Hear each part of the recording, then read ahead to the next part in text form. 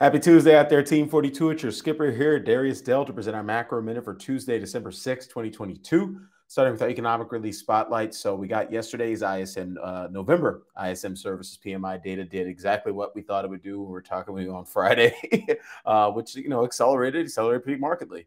So the headline number came in at 56.5. That accelerated by 2.1 points. That acceleration was the fastest acceleration we've seen since October of last year. So, really picking up steam here. These data do suggest that the 80 to 90% of the U.S. economy, that is services sector activity, is on very solid footing when you compare the most recent print, 56.5, to its trailing 10-year mean of 56.8. And it's above its 6-month moving average of 56.1. So getting more resilient as we go deeper into the year from a services sector perspective. We had some of the subcomponents in the report where you look at the prices index declined 0.7 points. The percentage of respondents reporting slower supplier delivery times that declined by 100 basis points. And then you had the backlog of the orders declined by 0.4 points. So slightly signaling marginal disinflation a little bit in terms of the November CPI report we're going to get next Tuesday, a week from now. It's not a one-to-one correlation. Obviously, it's one of the many inputs in our inflation model.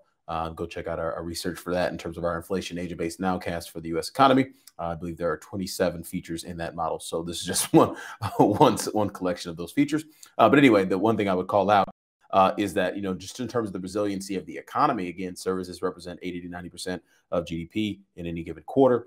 The resiliency of the U.S. economy continues to be underpin our view that we're very unlikely to see a significant sort of loosening or easing of labor market conditions over the near term. Bloomberg publishes this monthly GDP statistic we like to track. They teamed up with macroeconomic advisors to publish that. It uses the same methodology that the BEA features in the national income and product accounting data that we get in terms of quarterly GDP. So it's a fairly reliable indicator. And on a 3-month annualized rate of change basis, we saw that indicator, that monthly GDP statistic, accelerate dramatically to 8.1% on a nominal basis in October. And 4.9 accelerate dramatically to 4.9% on a 3-month annualized basis on a real basis in October. And so that 8.1% nominal compares to a pre-COVID trend of 3.9. That 4.9% real 3-month annualized growth rate compares to a pre-COVID trend of 2.3. So we're growing well above trend as it relates to U.S. GDP, and that's really being driven primarily by services and the demand for labor within that very important sector of the U.S. economy. So no changes to our fundamental views as it pertains to the U.S. Shifting gears to risk management, looking at my Lombard dashboard. So a lot of the same in terms of the push-pull. I tweeted about this morning, the push-pull between China relaxing COVID testing, which ultimately is a pretty significant step in the process of relaxing zero COVID policy, being juxtaposed with the fact that, the U.S. monetary policy outlook increasingly looks like it's going to be hiking slower, but for longer. And I think markets are now starting to come to grips with the fact that, hey, we're not in a liquidity cycle upturn anytime soon, unless we go into a #actual recession, which, at least according to our math at 42 Macro, has not been priced in. So getting to the dollar, that's still bearish from both a short-term and medium-term perspective in the middle of the range. Gold, that's bullish from both a short-term and medium-term perspective, also in the middle of the range. 10-year bearish on both durations now. That's new. In the middle of the range, the market is it's funny. The rates market is pricing in a recession, or at least trying to get to the pricing in a recession. Stock market's pricing in a recovery. Dollars pricing in a global recovery. So it's very clear that there's a lot of mixed signals in macro right now, and you do best to have some accurate forecasts at this particular juncture if you're thinking about taking risk, into next year. Don't forget that your P&L does not end. It does on the buy side. You'll get a reset. You'll get a reset if you're not under your high water mark, which a lot of funds actually are. You'll get a reset on Jan 1. But the reality is, if you're a retail investor, your P&L does not end on December 31st. So don't make any foolish decisions based on the calendar, because, again, there's a lot more risk to manage next year. In fact, I think 2023 is probably going to be even harder of a year to risk manage, given some of these very big, disparate, kind of push-pull dynamics between China potentially reopening, U.S. potentially going to recession, and then our sort of like bastard stepchild Europe being split in between. Europe's like the product of a divorce, I guess. It's like a kid in a divorce settlement or something. That's kind of where Europe is in terms of those two poles moving in opposite directions. NASDAQ, that's NASDAQ Russell. So NASDAQ is bullish from a short-term perspective, neutral from a medium-term perspective in the middle of the range. Russell neutral from a short-term perspective, bullish from a medium-term perspective, also more or less in the middle of the range. Bitcoin bearish on both durations in the middle of the range. Ethereum got some bullish short-term price momentum, bearish from a medium-term perspective. That's in the middle of its range. Shanghai Composite, that's been bullish. So Chinese assets are very clearly pricing in the recovery out of zero COVID.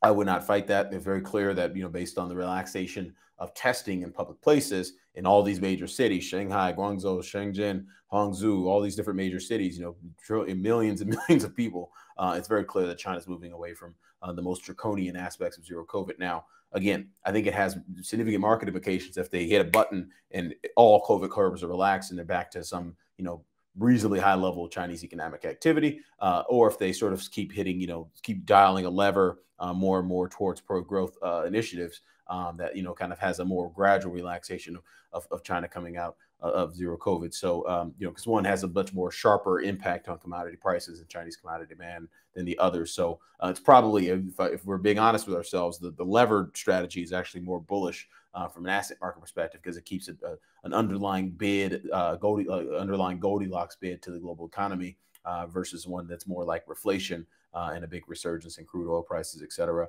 Crude oil, speaking of crude oil, that's been bearish on both loan bulls, short-term and medium-term momentum indicators in terms of its probable range. It's actually getting overbought here. So crude oil is not going to go down indefinitely if China does come out of zero COVID, whether it presses a button or it turns the dial. Turns it down, probably finds a bottom in the mid to low 70s and starts to grind back towards the $90 range. If China hits a button, I think we're well over $100 a barrel in crude oil in terms of Chinese energy demand still being down 20% thereabouts from its all-time high. And then lastly, getting to my free daily alpha tab where we sort 300 ETFs in terms of all represent individual factor exposures by the odds tab to see what's most overbought, most oversold, to try to get you a trade idea or two every day, a new trade idea every day. And let's see what's not much overbought. So what's most oversold? So energy, again, it's been a hard sell for energy. It's been a tough ride for energy since the early part of November. And this is, by the way, not consistent with Goldilocks. So, even though Goldilocks has been priced into various aspects of the financial markets, energy prices can go down, but energy stocks going down is actually not consistent with Goldilocks. That's more of a deflation signal, which again, we're certainly seeing priced into the rates market, certainly seeing price in the sector and style factor terms. We wrote about that in our lead off morning note in terms of what our dispersion model is signaling currently. And from a forward looking perspective, what you need to do from a risk management perspective to take advantage of that fresh signal from a dispersion model. So most of you investors are, if you're a subscriber, you know how important that model has been to some of the big calls we made in terms of, getting some of these pivot rights entry years. So definitely go check that out if you haven't seen that. So with that, Darius Dale presenting our macro minute for Tuesday, December 6th, 2022. Everyone have a great day out there. Catch you back here tomorrow. Cheers.